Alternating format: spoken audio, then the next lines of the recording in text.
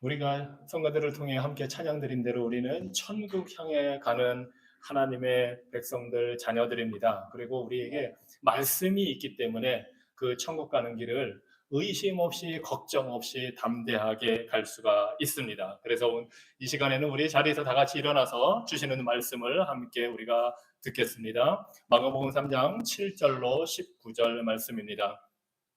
예수께서 제자들과 함께 바다로 물러가시니 갈릴리에서 큰 무리가 따르며 유대와 예루살렘과 이두메와 요단강 건너편과 또 두로와 시돈 근처에서 많은 무리가 그가 하신 큰 일을 듣고 나아오는지라. 예수께서 무리가 애워싸미는 것을 피하기 위하여 작은 배를 대기하도록 제자들에게 명하셨으니 이는 많은 사람을 고치셨으므로 병으로 고생하는 자들이 예수를 만지고자 하여 몰려왔음이더라. 더러운 귀신들도 어느 때든지 예수를 보면 그 앞에 엎드려 부르짖어 이르되 당신은 하나님의 아들이니이다 하니 예수께서 자기를 나타내지 말라고 많이 경고하시니라. 또 산에 오르사 자기가 원하는 자들을 부르시니 나온지라. 이에 열두를 세우셨으니 이는 자기와 함께 있게 하시고 또 보내사 전도도 하며 귀신을 내쫓는 권능도 가지게 하려 하심이라라.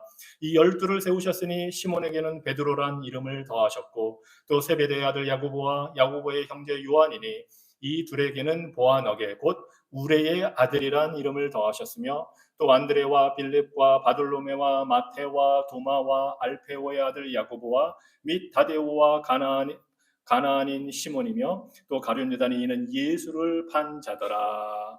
아멘.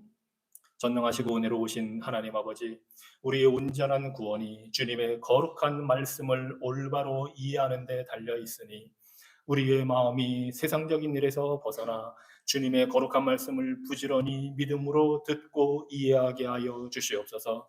그리하여 주님의 은혜로운 뜻을 올바르게 분별하고 그것을 소중히 여기며 진심으로 실천하여 주님께 찬양과 영광을 돌리게 하여 주시옵소서. 예수 그리스도 이름으로 기도합니다. 아멘. 자리에 앉으시기 바랍니다. 만약에 예수님이 오늘날 우리가 사는 이 미국 땅에 오신다면 사람들은 어떻게 반응을 할까요? 그 오신 예수님 오셔서 기적을 행하시고 병자들을 고쳐주시고 아마 병원이 텅텅 다 비지 않을까. 그리고 의사들이 직업을 다 잃게 되지 않을까. 그리고 사실은 예수님이 부활의 능력도 다 가지셨으니 많은 직업들이 사라질 것 같습니다. 예수님이 오늘날 이 미국 사회에 오신다면 많은 사람들이 그 예수님을 따라다닐 거라고 생각을 합니다. 그런데 뭐 그렇게 좋은 일로만 따라다니고 예수님을 환영할 것 분명하지만 또 생각해 보면 모든 사람들이 다 예수님을 환영할 것 같지는 않습니다. 뭐 직업을 잃은 사람들은 또 예수님을 원망할 수도 있고요. 의사들이 다 실업자가 된다면 예수님이 오신 것이 마냥 좋은 일만은 아닐 수도 있습니다. 음, 종교 지도자들은 또 어떨까 생각을 해봅니다. 많은 교파가 있고 교단이 있는데 예수님이 오셔서 가르치신다면 어떤 일이 벌어질까? 아마 많은 목회자들도 직업을 잃을 수도 있다고 생각을 합니다. 요즘 같은 세상에는 예수님이 말씀하시는 게 온 전 세계로 중계가 돼서 그 설교를 들을 수 있을 테니까 말입니다. 재밌는 이야기 중에 예수님께서 스페인에 16세기에 찾아오셨더라면 어떤 일이 있었을까 하고 쓴 책이 있습니다. 도스토옙스키의 카라마조프의 형제들이라는 책에 보면은 대신문관이라는 장면이 나오는데 16세기 스페인에 가난하고 굶주리고 병든 사람들이 많은 곳에 예수님이 찾아오신 것으로 이야기가 진행이 됩니다. 그런데 그 예수님을 보고 많은 사람들이 병을 고치고자 몰려들고 예수님 앞에 가는데 그 당시 종교 지도자들은 그 예수님을 달가워하지 않는 것으로 나옵니다. 그래서 예수님을 체포에다가 옥에 가둡니다. 그리고는 종교 지도자 중에 한 명 비숍이 나와서 조용히 예수님을 따로 불러내서 이 동네를 떠나달라고 말합니다.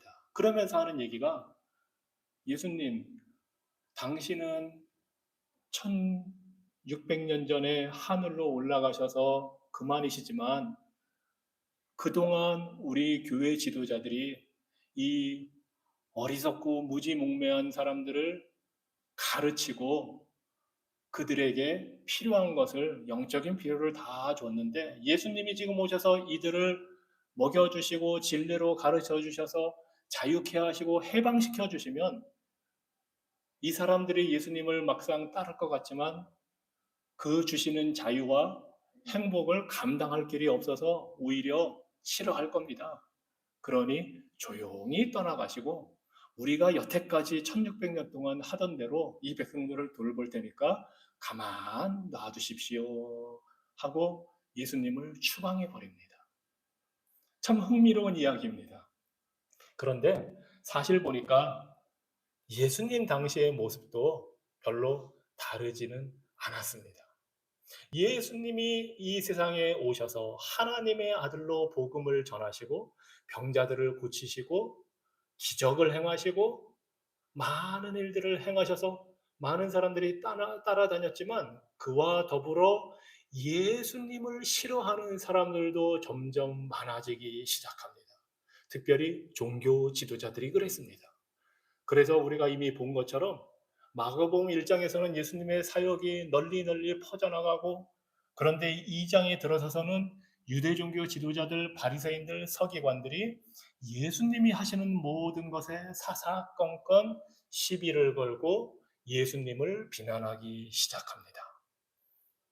죄를 용서해 주신다고 예수님을 비난합니다. 죄인들과 함께 있다고 예수님을 비난합니다. 금식하지 않는다고, 안식일을 지키지 않는다고 예수님을 비난하면서 예수님의 그 모든 권위를 거부합니다. 이 사람들은 예수님의 기적을 행하는 능력을 부인하지는 않습니다. 그것을 부인할 방법이 없기 때문입니다. 오히려 예수님이 안식일에 병을 고쳐주나 안 고쳐주나 그런 것을 지켜보고 고발하려고 하지, 예수님이 병을 고칠 수 없을 거라고는 아예 생각도 안 합니다. 너무나 자명하기 때문입니다.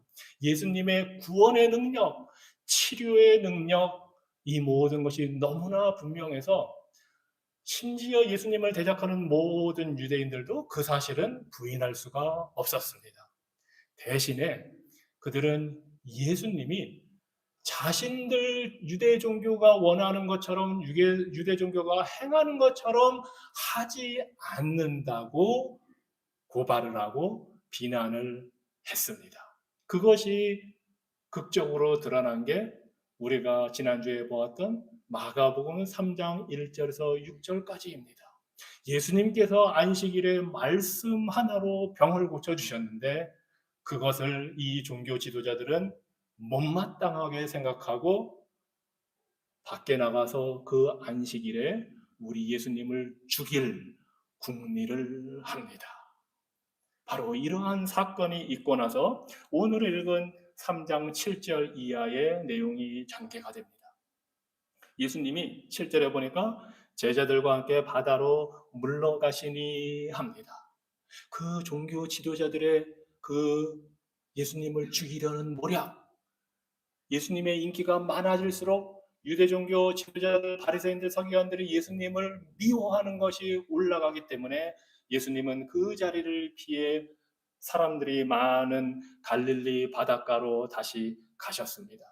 그런데 그곳에서도 여전히 많은 사람들이 따라옵니다. 성경에 보니까 오늘 말씀에 큰 무리가 따른다고 합니다. 굉장히 큰 많은 사람들, 수천 명, 수만 명의 사람들이 몰려옵니다. 어디서부터 오느냐? 이제는 그 갈릴리 호숫가에 있는 사람들뿐만 아니라 가버나움 이런 지역에 있는 사람들뿐만 아니라 8절에 보니까 유대와 예루살렘과 이스라엘 땅의 남쪽 예루살렘에 있는 유대 지역에서부터 지금 북쪽 갈릴리 쪽으로 사람들이 몰려드는 겁니다. 그리고 이두메는 더 남쪽입니다. 에돔 족속이 사는, 말하자면 이스라엘 백성이 아닌 사람들도, 이방인들도 예수님께로 이제 찾아옵니다. 또 보니까 요단강 건너편 동쪽에 요단강 건너편에 유대인들 이방인들이 섞여 사는 그런 지역에서도 이제 예수님께로 나옵니다. 그리고 두로와 시돈 근처에서 서북 쪽에 이방인들이 사는 무역을 하는 큰 도시에 있는 그 많은 사람들이 예수님께 나옵니다. 어떻게? 많은 무리가 그가 하신 큰 일을 듣고 나오는지라. 예수님의 소문이 이스라엘 땅에서뿐만 아니라 멀리 이방인들에게까지도 퍼져나갔습니다. 그리고 이 사람들은 소문을 들었습니다. 아, 예수라는 분이 병을 고쳐주신다더라, 귀신을 내쫓는다더라 하는 소문이 확 퍼져버려서 이때쯤 되면 사실은 예수님의 사역이 시작한 지 아마 1년 이상 지났을 때인데 그동안에 하신 그 모든 소문을 듣고 사람들이 찾아옵니다. 그런데 마가가 이런 여러 지역 이름을 구태여 밝힌 이유가 있습니다.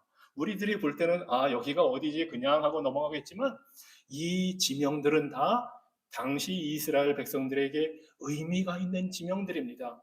비록 이방인들이 섞여 살고 이방인들 도시이기도 하지만 구약 시대 때 다윗과 솔로몬이 영토를 가장 넓혀서 다스리고 하나님께서 애굽 땅에서부터 유프라테스 강까지 지중해에서 요단강 건너까지 이렇게 정해 주신 가장 융성한 이스라엘 왕국을 건설했을 때 그 지명들이 다 여기에 포함이 된 겁니다. 예수님은 오셔서 이스라엘이 하나님께 불순종하고 빼앗겼던 그 땅들에 있던 사람들조차 이제는 다 회복하시고 품어주시는 분임을 보여주고 있습니다. 다윗이 세운, 솔로몬이 세운 그 영광의 나라를 예수님께서 지금 회복하시고 사람들을 고쳐주시고 사람들을 구원하시는 것을 보여주고 있습니다. 예수님은 바로 다윗의 자손으로 오셔서 구약에 하나님이 약속하신 이스라엘을 회복하겠다고 하신 대로 회복하시는 구세주로 오신 것임을 보여주고 있습니다. 자, 그런데 9절에 보니까 사람들이 너무나 많이 와서 무리가 애워싸 미는 것을 피하기 위하여 작은 배를 준비하도록 제자들에게 시키셨습니다. 오늘날로 말하면 유명한 아이돌 가수나 유명한 정치인을 보려고 사람들이 막 몰려들어서 그냥 여기 보면은 이 구절에 예수를 만지고자 하여 이런 거 있잖아요. 이게 다 그냥 단순히 만지는 것만을 의미하는 것이 아닙니다. 그리고 이 구절에 애워싸 미는 것을 피하기 위하여 이러는데 이게 정말 유명한 아이돌 가수가 나타나서 막 젊은이들이 막 몰려가서 그 어떻게든 손이라도 한번 잡아보려고 하고 막 그런 장면을 지금 보여주는 겁니다. 그리고 심지어 여기서 애워싸 민다는 거는 자신의 몸을 던지는 것을 말합니다. 그 정도로 예수님의 인기가 폭발적이었습니다. 그러니 안전이 염려가 되기 때문에 예수님께서 오늘날로 말하면 연예인을 태워갈 미니밴을 준비시키는 것처럼 제자들에게 배를 하나 갈릴리 호수에 작은 배를 놔둬서 여차하면 예수님께서 제자들과 함께 그 사람들의 그 막 몰려드는 것을 피해서 가시려고 그렇게 준비를 시키십니다. 그 정도로 우리 예수님이 인기가 많았습니다. 이 사람들은 그 예수님을 한번 만져보기라도 하려고 뒤에 보면 혈루증을 앓던 12년 동안 그 여인이 예수님의 옷가에 있는 그거 하나 싹 만져서 병이 나았습니다.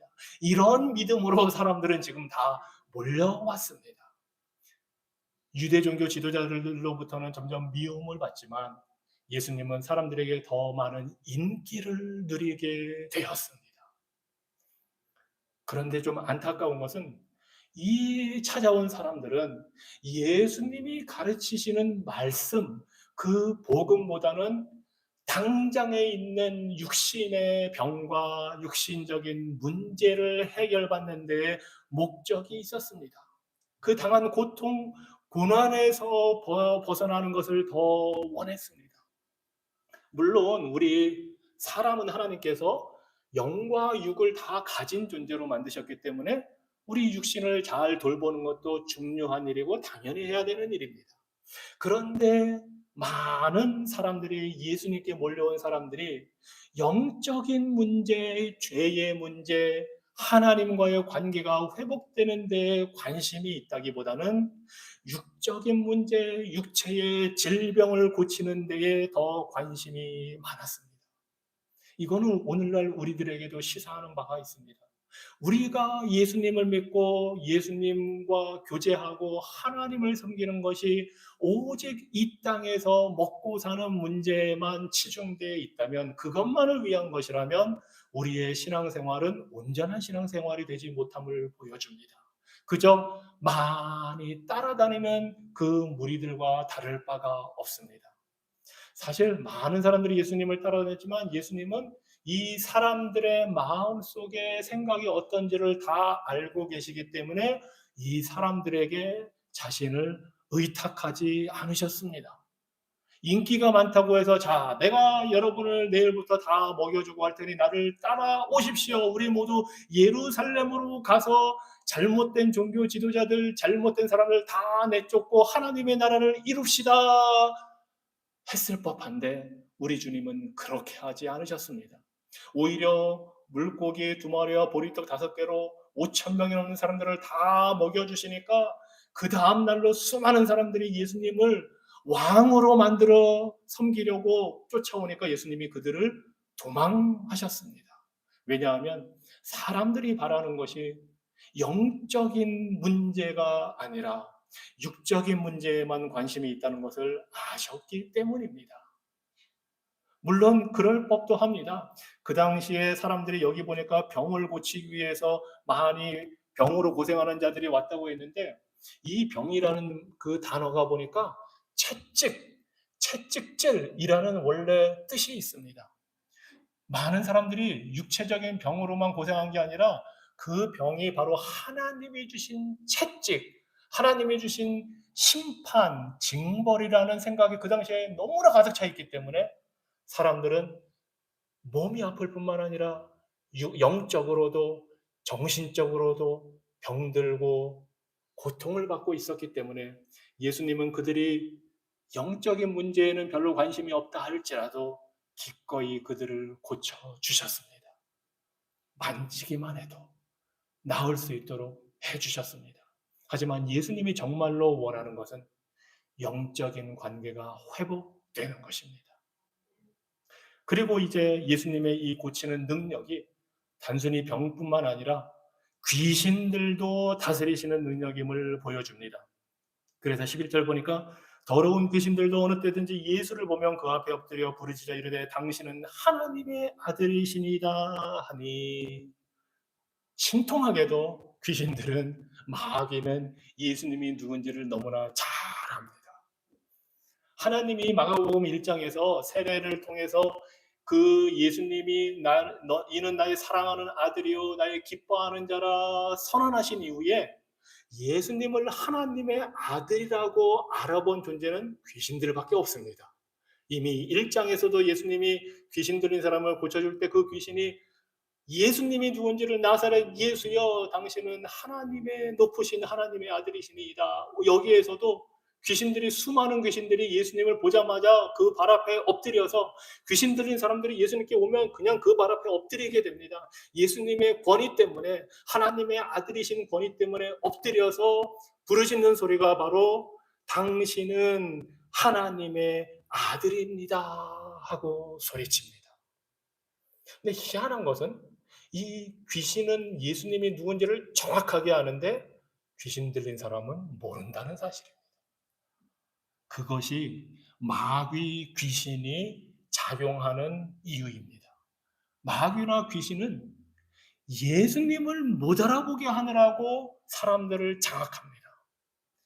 정작 자신들은 예수님이 누군지 정확하게 알지만 그들은 예수님을 싫어하고 두려워하지만 예수님을 사랑하지 않기 때문에 자신이 사로잡은 사람들이 예수님을 모르도록 암흑세계에 가둬둡니다.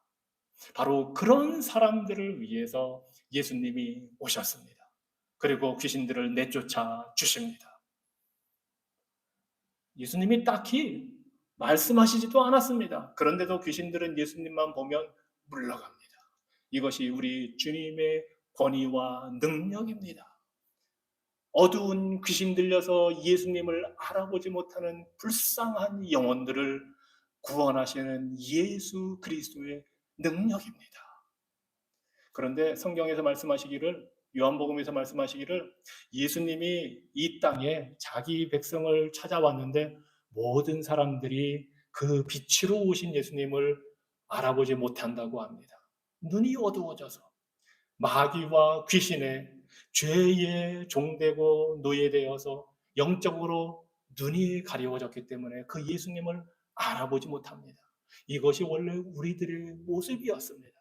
하지만 예수님께서 찾아오심으로 빛 대신 예수님이 오셨을 때에 우리를 사로잡고 있는 악한 마귀와 귀신의 세력을 물리쳐 주시고 우리에게 진리의 빛, 구원의 빛을 비추어 주셨습니다. 그래서 우리가 예수님을 알아보게 되는 겁니다. 그래서 우리가 그 예수님을 믿게 되는 겁니다. 귀신은 예수님 봐도 예수님이 누군지 알지만 당신이 나와 무슨 관계가 있습니까? 하고 소리칩니다. 그렇지만 우리는 그 예수님을 알아보게 되고 믿는 순간 그 예수님을 사랑하게 됩니다. 이것이 귀신과 구원받지 못하는 귀신과 구원받게 된 우리들의 차이입니다. 이 구원의 복을 주시기 위해 예수님이 오셨습니다. 그런데 이뿐만이 아닙니다. 예수님은 이 귀신들을 내쫓으신 다음에 귀신들을 잠잠하게 하십니다. 귀신들이 아무리 예수님을 누군지 알아본다고 떠들어봐야 예수님께 도움이 되지 않습니다. 누가 그 귀신들이 하는 말을 믿겠습니까? 사도 바울도 사도행전 16장에서 복음을 전할 때에 귀신 들린 어떤 여자아이가 따라오면서 막 사도 바울이 누구인지 막 이야기를 합니다. 높으신 하나님의 아들을 증거하는 사도라고 하니까 사도 바울이 잠잠하라 합니다. 악한 영들의 증거는 예수님과 아무 관계가 없습니다. 이것이 오늘 우리가 진리와 비진리, 진리와 이단을 구별하는 이유이기도 합니다. 아무리 이단들이 사이비가 우리처럼 모여 예배드리고 하나님의 말씀을 가지고 이야기해도 그들에게는 진리가 없고 그들이 전하는 복음은 예수 그리스도의 복음이 아니기 때문에 예수님이 잠잠하라 하십니다. 그러면 귀신들은 잠잠할 수밖에 없습니다. 자, 이런 일들을 하신 후에 너무나 많은 사람들이 몰려들고 예수님 혼자서는 그 모든 사역을 감당하실 수가 없기 때문에 이제 제자들을 부르십니다. 13절에 보니까 또 산에 오르사 자기가 원하는 자들을 부르시니 나 온지라. 의미가 있습니다. 호숫가에서 바닷가에서 계시던 주님이 그 수많은 사람들이 몰려오는 것을 보시고 이제 좀 한적한 산으로 올라가셔서 제자들을 부르십니다. 자기가 원하는 자들을 부르셨다 합니다. 예수님이 제자들을 부르시는 것은 예수님이 원하기 때문에 부르십니다.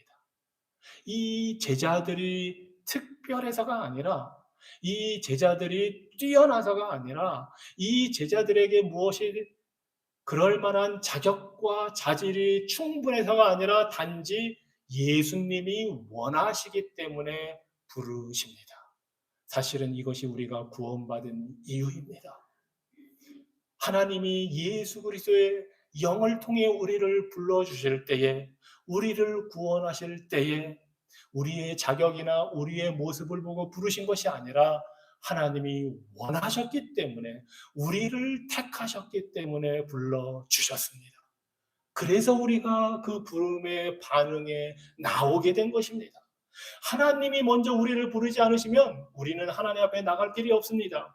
예수님께서 제자들을 먼저 부르셨기 때문에, 원하는 자들을 부르셨기 때문에 이 제자들이 나 온지라 합니다. 부르시는 분이 주님이십니다.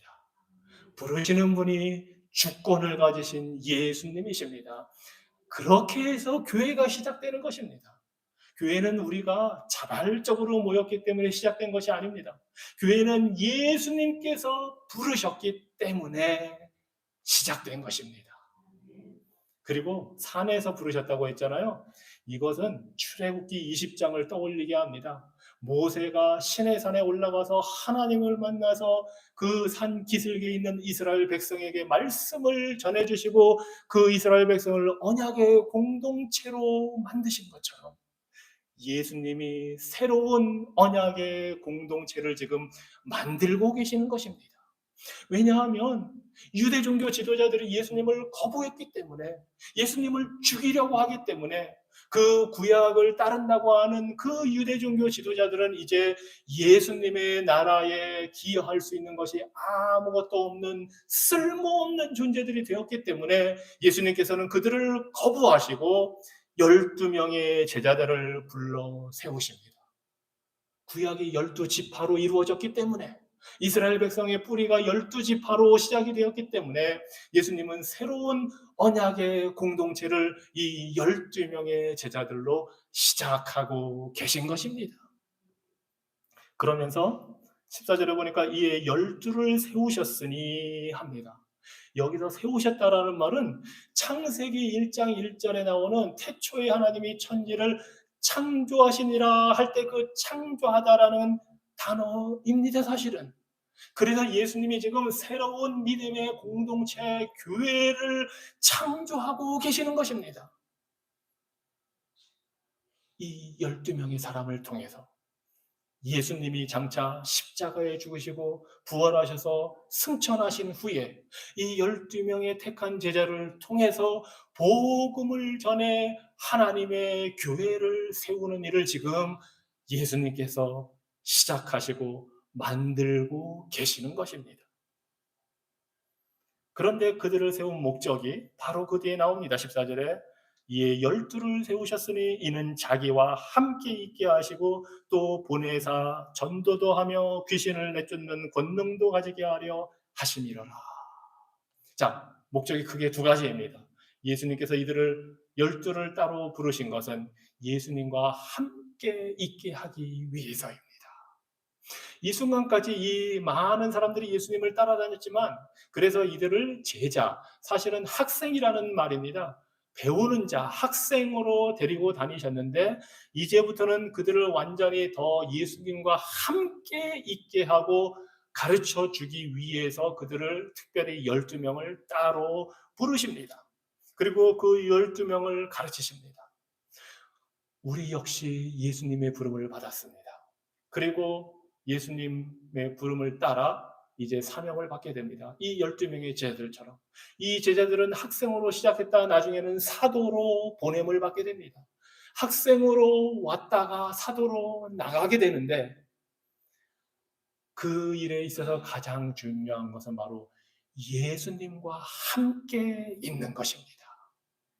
우리 모두는 예수님께로 부름을 받아 교회를 이루게 되었는데, 그래서 사명을 부여받게 될 텐데, 가장 중요한 것은 예수님과 함께 있을 때에 이 일이 가능하다는 것입니다.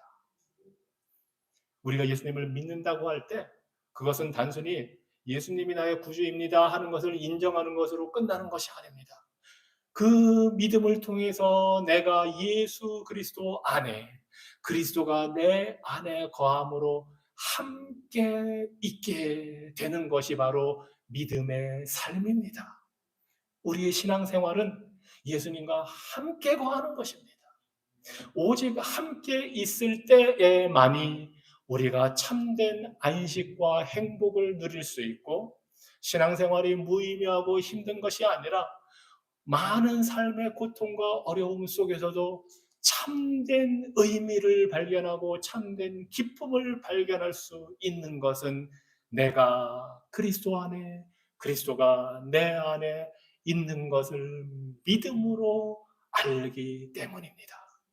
그래서 예수님은 제자들을 자기와 함께 있게 하기 위하여 3년 동안 다 꾸준히 데리고 다니면서 가르치시기 위하여 부르셨습니다. 그리고 사명을 말씀하십니다. 무엇을 위해서?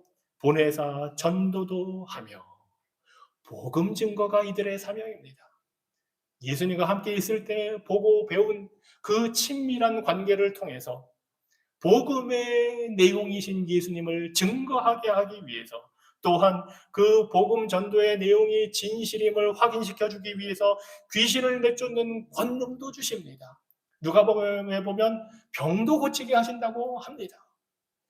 복음 증거자로 만들기 위해서 병을 고치고 귀신을 내쫓는 능력 있는 복음 증거자가 되게 하기 위해서 예수님은 이 제자들을 불러 세워 주셨습니다.